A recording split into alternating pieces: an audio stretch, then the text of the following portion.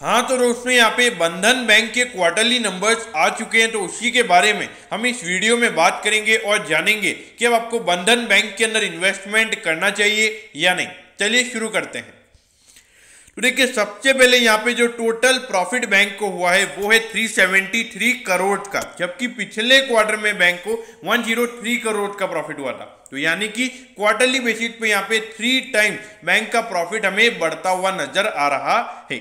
अब अगर प्रॉफिटेबिलिटी की ईयर ऑन ईयर बेसिस पर अगर हम बात करें तो 32% यहाँ पे बैंक का नेट प्रॉफिट गिरकर 373 करोड़ का यहाँ पे बैंक का टोटल नेट प्रॉफिट निकल कर आया है। तो यहाँ पे जो नेट प्रॉफिट का नंबर है वो ईयर ऑन ईयर बेसिस पे क्यों गिरा है, उसका रीजन ये है क्योंकि जो बैंक के प्रोविजन के नंबर है वो यहाँ पे 61% ईयर ऑन ईयर बेसिस पे बढ़े हैं। तो देखिए अगर बैंक 60% की ज्यादा प्रोविजनिंग अगर करेगा तो सीधी सी बात है वहां पे उसकी प्रॉफिटेबिलिटी के ऊपर इंपैक्ट हमें पड़ता हुआ नजर आएगा। और देखिए जो टोटल प्रोविजनिंग यहाँ पे बैंक ने की है वो है 1374 करोड़ की।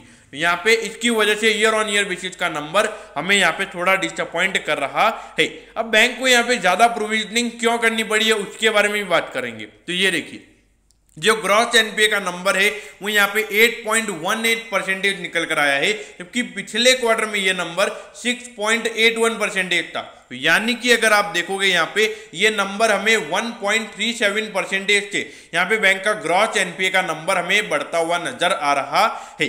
लेकिन अगर हम इसमें प्रोविजनिंग यानी कि जो प्रोविजन यहाँ पे बैंक करता है उसके बाद अगर हम नेट एनपीए के नंबर को देखें तो वो यहाँ पे 3.29% निकल कर आया है, जबकि पिछले क्वार्टर में ये नंबर 3.51% था। तो देखिए आपके ग्रॉस एनपीए के नंबर आपके 1.37% से भले ही बढ़ रहे हैं, लेकिन जो नेट एनपीए का नंबर है वो यहाँ पे 0.22% से हमें गिरता हुआ नजर आ रहा है। तो ऑल ओवर मेरे ख्याल से अगर नेट एनपीए का नंबर यहाँ पे गिरा है मतलब बैंक ने अपने जो एनपीएस हैं उसके लिए सफिशियंट प्रोविजनिंग कर रखी है। अब ये देखिए 47,112 करोड़ का यहाँ पे कंपनी का मार्केट कैप है। अगर आप देखोगे थोड़ा आपको लगेगा सस्ते वैल्यूएशन पे मिल रहा है, लेकिन इसका जो मेन इश्यू है वो है इसके एनपीए के नंबर, क्योंकि मुझे लगता है कि अगर सिचुएशन नॉर्मल रहती है, कोविड का थर्ड वेव नहीं आता है, तो मेरे ख्याल से आने वाले टाइम पे बंधन बैंक आराम से इससे कोप अप कर लेगा।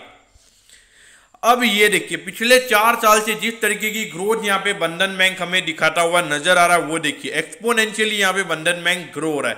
देखिए ऑल्दो 2021 फाइनेंशियल ईयर में बंधन बैंक के लिए इश्यूज रहे थे, थोड़े इलेक्शन के टाइम की वजह से आप सभी को पता ही है कि क्या इश्यूज वहां पे रहे थे, जो बंगाल में इलेक्शन थे वहां पे। तो मेरे ख्याल से मुझे ज्यादा वहां पे डिस्क्लोजर देने की जरूरत नहीं है। अब ये देखिए 291 पे यहाँ पे बंधन बैंक का स्टॉक अभी ट्रेड हो रहा है और देखिए निफ्टी अपने ऑल टाइम हाई पे ट्रेड हो रहा है। बैंक निफ्टी की अगर हम बात करें तो 10% वो अपने ऑल टाइम हाई से भी ट्रेड हो रहा है। तो यहाँ पर अगर आप देखोगे तो मुझे लगता है जो यहाँ पे कंपनी के जो एनपीए के नंबर्स है मेरे ख्याल से वो चीजें ऑलरेडी शेयर के प्राइस के अंदर फैक्टर इन है। मुझे ऐसा लगता है कि इनका मेन फोकस है रिटेल लोन के ऊपर। तो जब सिचुएशन नॉर्मल होगी मुझे नहीं लगता कि वहां पे रिटेल लोन्स में ज्यादा एनपीए के नंबर्स निकल कर आएंगे। तो इसीलिए अगर आप एक लॉन्ग टर्म इन्वेस्टर हो, आपको लगता है कि आने वाले टाइम पे यहाँ पे अगर इंडियन इकोनॉमी में कोई यहाँ पे कोविड का थर्ड वेव नहीं आने वाला है, तो यहाँ पे डेफिनेटली आपने इन्वेस्ट करना चाहिए। ऑल्दो ये कोई डायरेक्ट एडवाइस नहीं है कि आप जाके इन्वेस्ट कर लीजिए, अपनी खुद की रिसर्च करके फिर ही आपने इन्वेस्ट करना है। देखिए मेरे ख्याल से लॉन्ग टर्म के लिए जरूर इन्वेस्ट करना चाहिए, और अगर आपने ऑलरेडी इन्वेस्ट कर रखा है लॉस में तो एवरेज करना मेरे ख्याल से यहाँ पे कोई बुरा ऑप्शन नहीं होगा। हाँ ऑल्दो यहाँ पे जो ईयर ऑन ईयर बेसिस पे जो नंबर डिसअपॉइंटिंग है तो हो सकता है कि थोड़ा यहाँ पे मार्केट इसे नेगेटिव वे में ले।